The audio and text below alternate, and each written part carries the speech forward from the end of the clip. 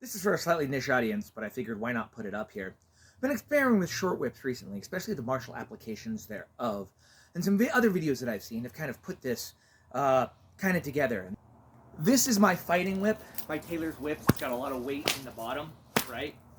And if I just bring it out here, keep it moving, layovers, whatnot, really, really nice. And that's, you'll notice I keep my elbow in tight, right? If I extend some of the rolling loose principles to it and make distance my friend and extend that arm, now I'm out here, right?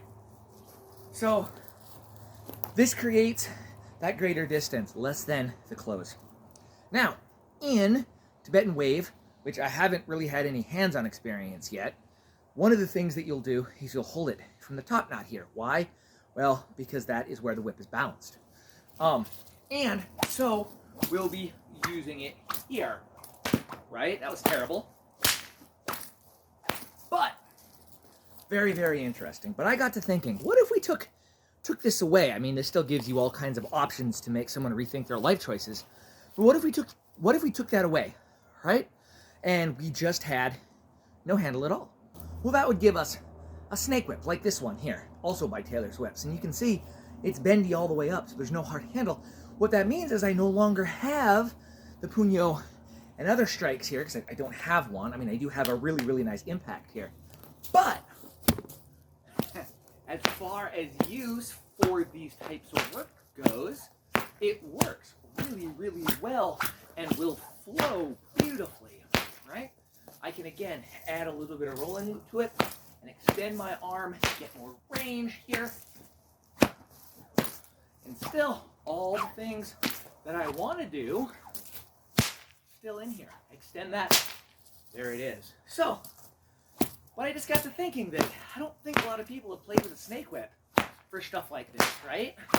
And man, I love these layovers where it comes off and I accelerate. One area that I think people need to explore is what flow artists are doing with whips. Their ability to wrap a whip around their body, accelerate it, and get energy for literally nothing is something that I want to explore a little bit more. And I think something that we as whip artists need to spend a little bit more time looking at is that, where are they gaining their energy from? Because it's effortless, it's a redirection, and it's also an acceleration. So, whip thoughts, short whip thoughts, by me. Yeah, these are a lot of fun. I talked about layovers, and that's something that I started learning about studying Tom Meadows' Latigo Adaga system, because his horizontal here comes across here, and then it comes there. Well, you see this a lot, and I just really started enjoying that and the ability to accelerate, right? But you know where I really thought about it is there's another group of people who use short whips, and they'll use what I call a slingshot method of delivery, because you're in a closed room, you've got tight space, you've got people all around, right? So what they've developed, something that I've seen, is what I call the slingshot method. It's here, right? Or bow and arrow, I guess, is also what you could call it. It's like holding a bow and arrow and accelerating it. I like these layovers because it kind of gives me the same thing, right? And then I can also accelerate that into something else. So playing with these, I think, is a really good way to start experimenting with where you can get energy from, because that's all a whip is. So, short whip work. What have you been doing?